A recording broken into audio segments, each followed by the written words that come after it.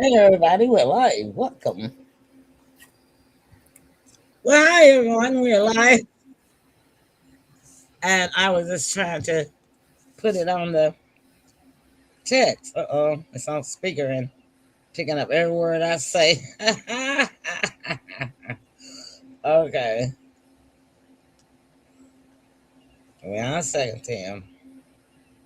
Uh, I got to make some correction here.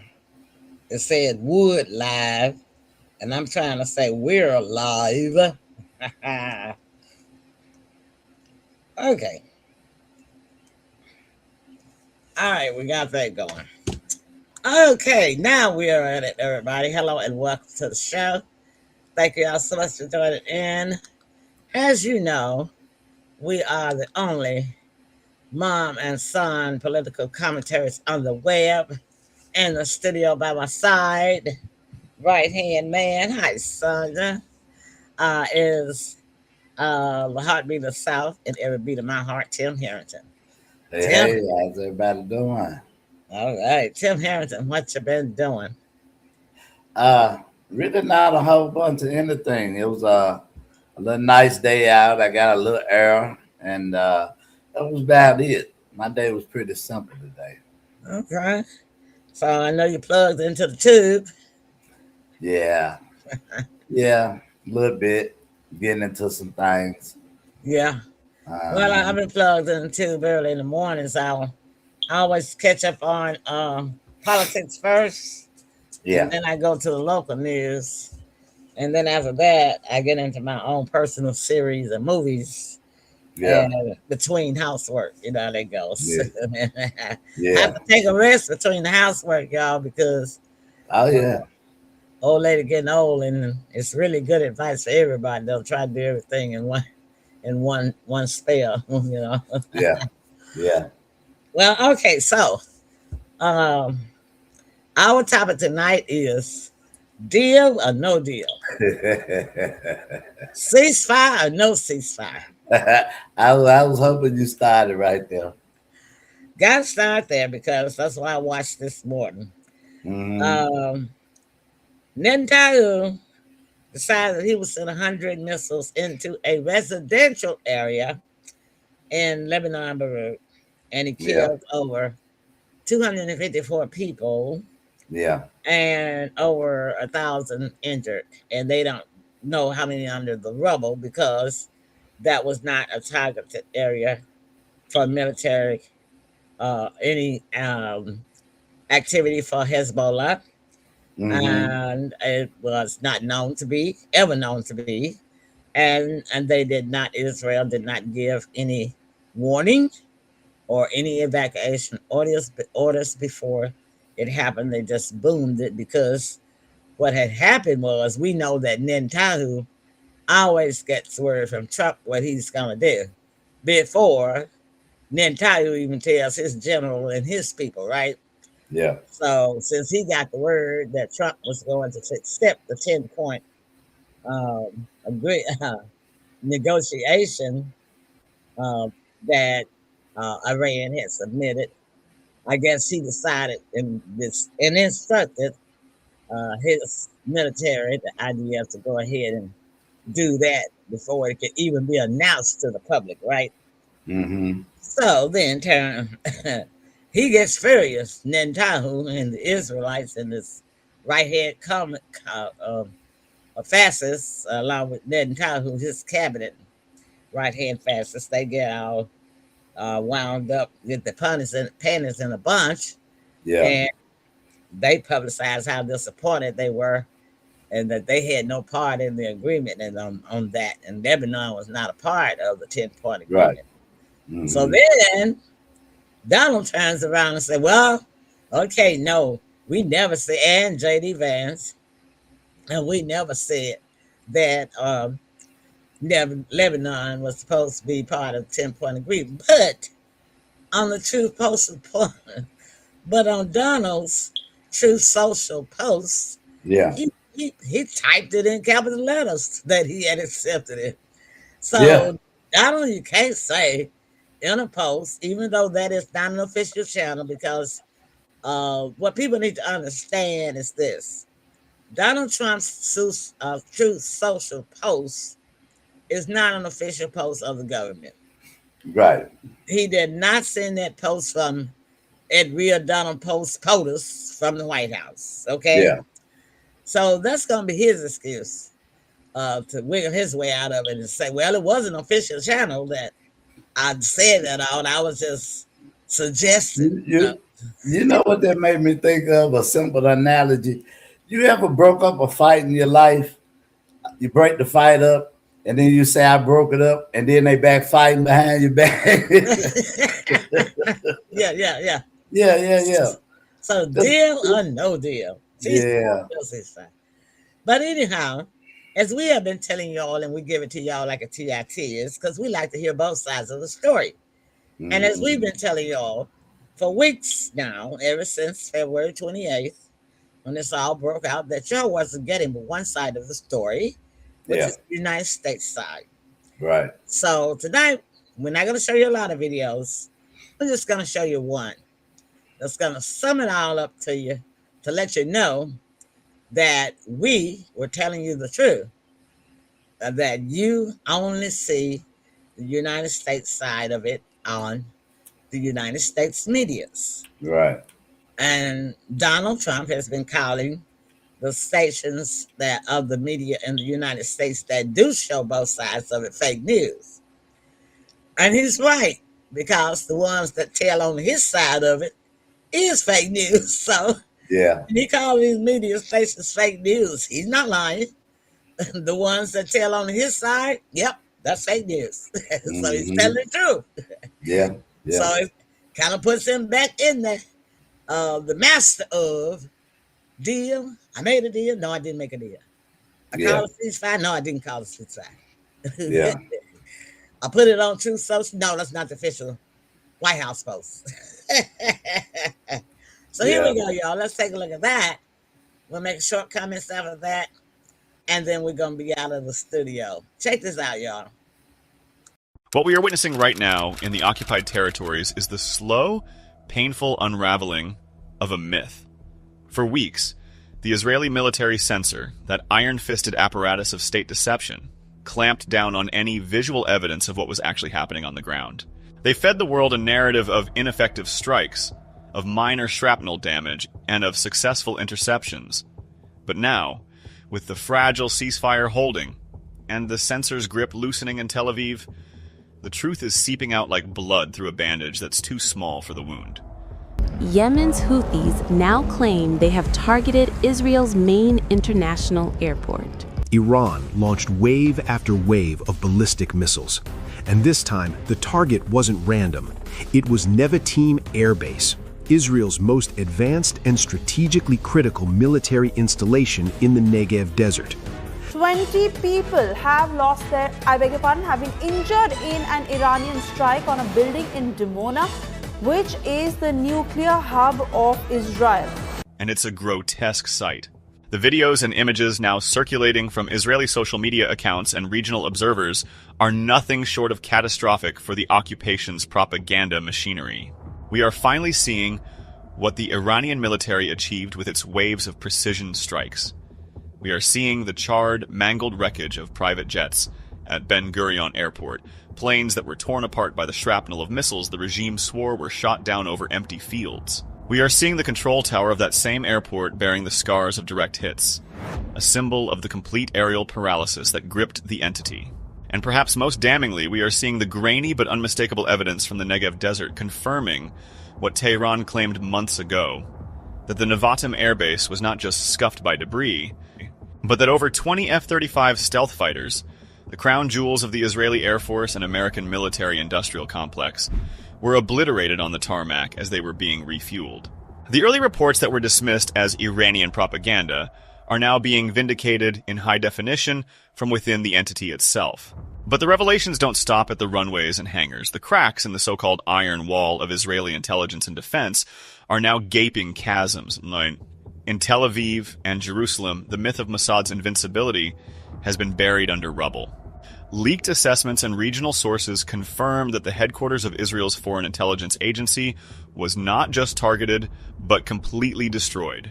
More importantly, we are seeing the human cost of this hubris. Reports indicate that a gathering of Mossad nuclear scientists near the Dimona facility, a meeting the government tried to pawn off as civilian casualties in a nearby town, was precisely targeted.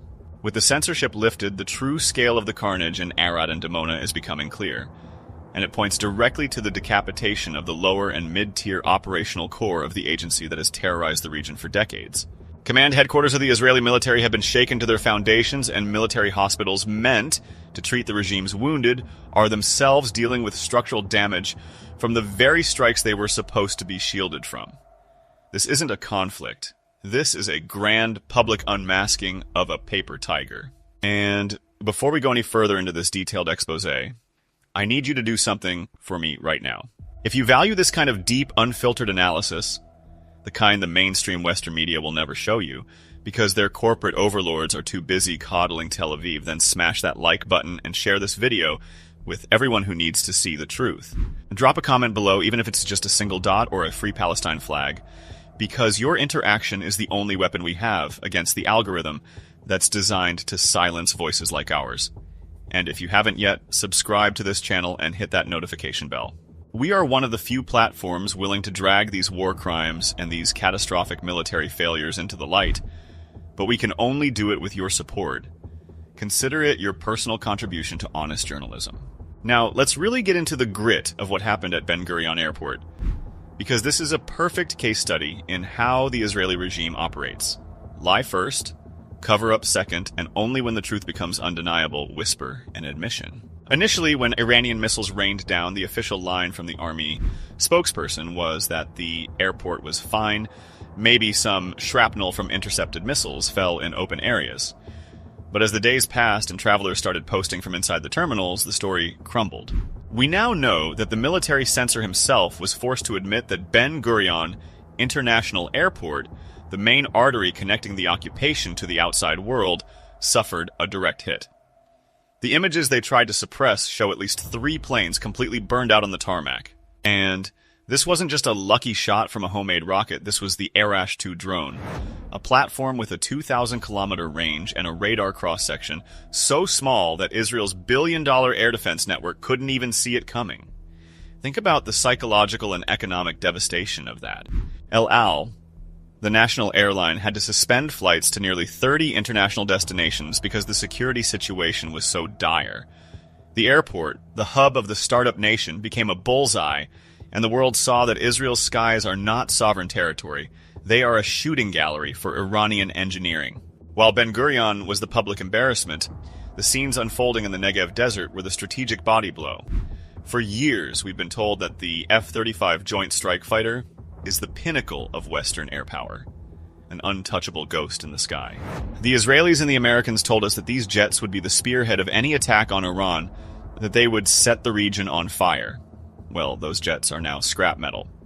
The Nevatim Air Base, which housed both of Israel's F-35 squadrons, was struck with such ferocity and accuracy that the base was essentially rendered inoperable for a significant period. Satellite imagery and leaked footage from the ground confirm massive impact craters and hangars reduced to twisted steel.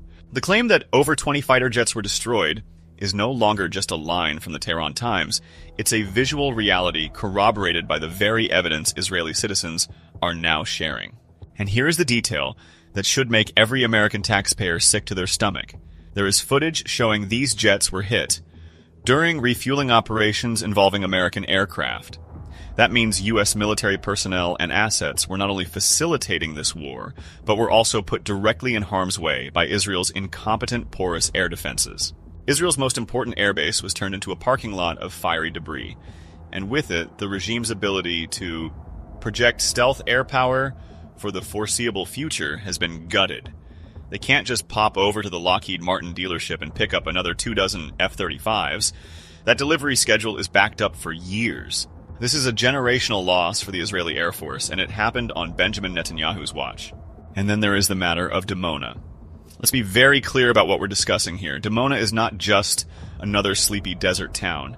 It is the heart of Israel's illegal undeclared nuclear weapons program. It is the place where the Samson option is born. For the Israeli psyche, this is the most sacred, untouchable ground in the entire country. For months, the regime screamed that Iran was an existential threat because of a peaceful nuclear program. Yet, when Iranian missiles started landing in Dimona and Arad, the government's only response was to gaslight the public and the world. They said, "Oh, it's just a building in the city. Only civilians were hurt." That lie is now dead and buried. Thanks to the relaxation of censorship and the analysis of Russian and regional intelligence, we know exactly who was at that gathering 10 kilometers from the reactor. They were not random civilians sitting in a cafe. They were the brains of the Israeli nuclear establishment, top-tier Mossad-affiliated nuclear scientists. The strike was a surgical elimination of the very personnel required to maintain and advance Israel's weapons of mass destruction program. Furthermore, reports indicate that the Dimona facility itself, or its immediate support infrastructure, sustained secondary explosions that suggest missile stockpiles or sensitive equipment were detonated. The myth of the invincible Negev bunker is shattered. Iran has demonstrated with absolute clarity that it can reach out and touch the most sensitive, classified nerve center of the Zionist entity. That is not just a military achievement, it is a total collapse of the deterrence doctrine that Israel has relied upon since 1948. And let's not forget the ripple effects across the wider occupied territories. The Israeli public was told that the Iron Dome and Arrow systems were a protective bubble. But with every passing wave of Operation True Promise, that bubble popped. In Tel Aviv, cluster warheads rained down on Rishon LeZion and Kiryat Ono, leaving deep craters in main roads and setting residential areas ablaze. The Haifa port and oil refineries took hits that caused financial losses estimated in the millions of dollars, disrupting the economy further. Even the sanctity of the IDF's command centers was violated. And then there is the Mossad. We already discussed the headquarters in Tel Aviv being reduced to rubble, but the wider network is reeling. Russian intelligence assessments leaked during the conflict claim that the agency lost at least 32 operatives in a single failed covert operation. Now, I want to put this in perspective for you, because the Western media loves to paint a picture of mutual suffering, or both sides. Let's talk about what happened to Tehran and other Iranian cities. And let's contrast the nature of these attacks. The United States and Israel, in their cowardice, focused almost exclusively on civilian infrastructure and residential buildings in Iran. They didn't dare touch Iranian military bases because they knew the response would be even more severe. They struck Rasalat Square in the heart of Tehran, killing 40 civilians and wounding dozens more. According to the Iranian Red Crescent Society, over 67,000 civilian units were damaged, including more than 18,000 residential units in Tehran alone. They bombed schools, they hit residential areas in Qom, Kashan, Tabriz, and Ahvaz, killed over 2,000 Iranian civilians and wounded more than 26,000. This was a terror campaign designed to break the will of the Iranian people. But here's the stark, undeniable difference. Iran did not target kindergartens or market squares in Tel Aviv. Iran targeted Nevatim Air Base. Iran targeted Mossad headquarters. Iran targeted the military control tower at Ben Gurion. Iran targeted the nuclear scientists outside the Dimona reactor. Iran's response was a purely military and intelligence response against the apparatus of state terror. And what was the result? Israel's military infrastructure is in shambles. Its most advanced fighter jets are melted. Its spy agency is decapitated. Its nuclear security bubble is popped. Meanwhile, Iran's military and nuclear program remain intact and operational. That is not a both sides narrative. That is a strategic victory for Tehran and an unmitigated disaster for Tel Aviv. And this brings me, inevitably, to the man who presided over this catastrophe, Benjamin Netanyahu, the king of Israel, the man who spent decades chest-thumping about being the only one who could stand up to Iran. Let's look at the stated objectives of this war. Netanyahu dragged the United States kicking and screaming into a conflict with the promise that the Iranian regime would collapse within days. He promised the complete neutralization of Iran's nuclear program. He promised the destruction of Iran's missile capabilities. He promised that Israel would emerge stronger and more secure. What did he actually achieve? Nothing. Zero. The Iranian government is not only still standing, it is more united and more resolute. The nuclear program continues unhindered. The missile forces have proven they can bypass the most advanced American and Israeli defense systems at will. And the so-called proxies, the Lebanese resistance, the forces in Yemen, the Iraqi resistance, are not only intact, but have been activated as a unified front against the occupation. Even the Israeli opposition, his own political rivals, are calling this a political disaster and one of the most severe strategic failures Israel has ever known. Netanyahu was forced to accept a ceasefire dictated by the Americans that gives Israel nothing. No security, no diplomacy, no strategic advantage. He is a man who set his own house on fire and then stood in the driveway with a garden hose wondering why the walls were falling down. The era of Israeli impunity is over, and it was ended by the very nation they were told they could destroy with impunity. That is the legacy of this ceasefire. That is the truth that no amount of censorship can ever hide again. All right, then. That's both sides. Yeah. And that is, as Pearl's politics say, 100% correct. Okay? Yep. Because, like I say, the Western media, United States media, and most of them are afraid of the Trump administration.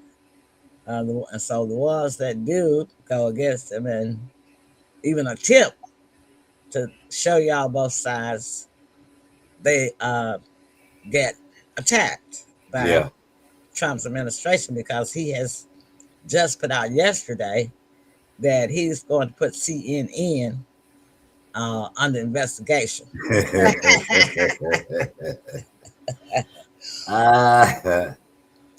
And so, but Fox News is the one that gives the right news, and CNN, because they try to tell both sides and the facts, it's fake news. Yeah. But the one that's giving only you one side, I always remember this, people.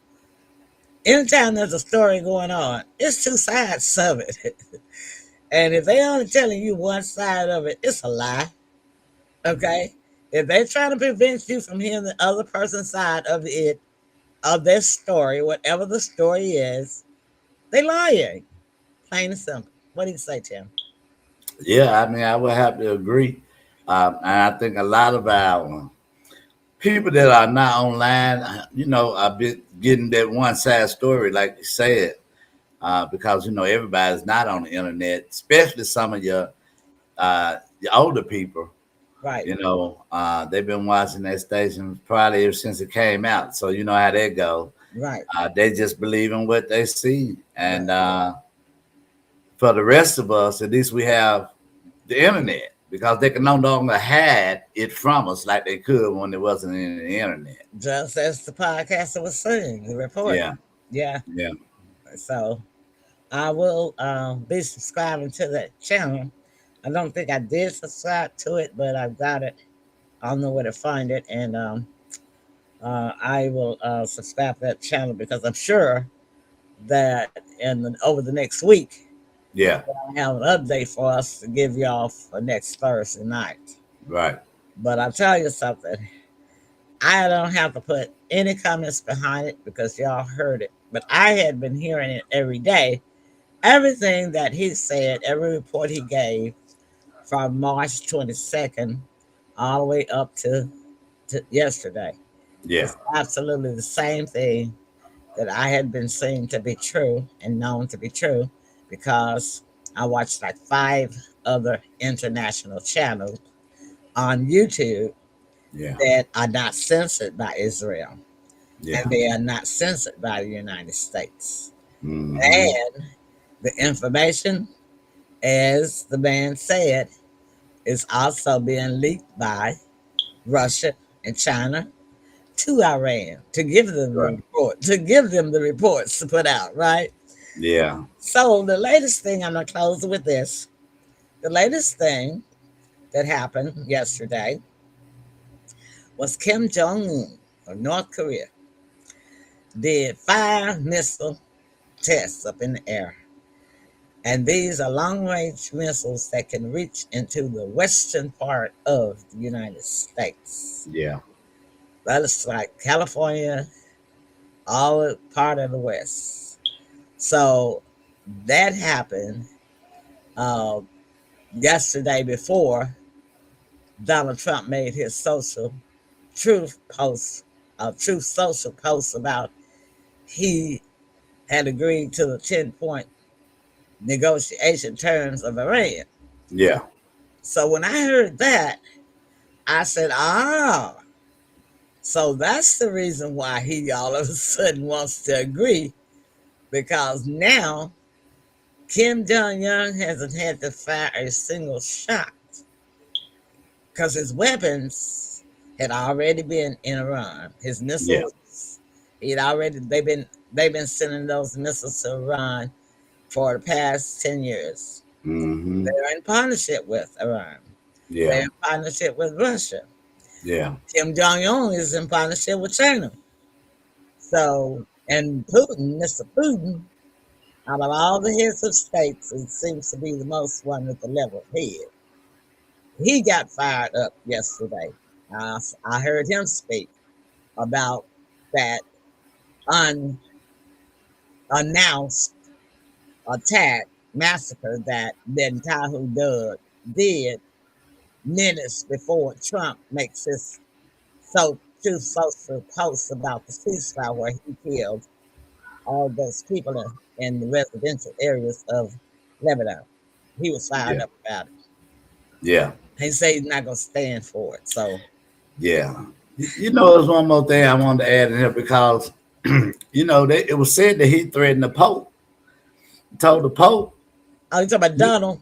yeah, U.S. military can do anything they want to do, and you need to fall in line. So, of Oh, boy. course, they sent the Catholics in the uproar. Boy, they was online. They was online. They heard he threatened the Pope. Oh, my goodness. Do you blame one? A round of applause for the Catholics. You don't want to mess with them. Yeah, they was out.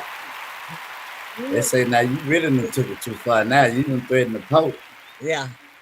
Because the thing about Christians and Baptist folks and stuff like that, they'll fuss and talk, but they ain't going to raise up. But you Yeah. mess with them Catholics. Yeah. Oh, yeah. You got to fight. They're going to rise up against your butt in every way they can. So And they got the money to do it. yeah. Yeah. So, Donald, your money won't match the Catholic money at all, So won't. or the money of the Vatican at all. Mhm. Okay? Or the influence of the Vatican Yeah. in Rome. Yeah. In no way. Mm-mm. All right, then. Well, we brought it to y'all fair and square. Yeah. And that's the way we like it. So we'll do our little chit-chat entertainment talk tomorrow on our Tomorrow Night Party show, where we try to leave politics alone at best, unless something dramatic happens. Yeah. But otherwise, we try to talk about pleasant and happy stuff and fun stuff. So join us tomorrow night at 7 o'clock right back here for the Emily Pearl Show live. Tim, say good night to everybody. Good night. Love y'all. Love y'all. Bye.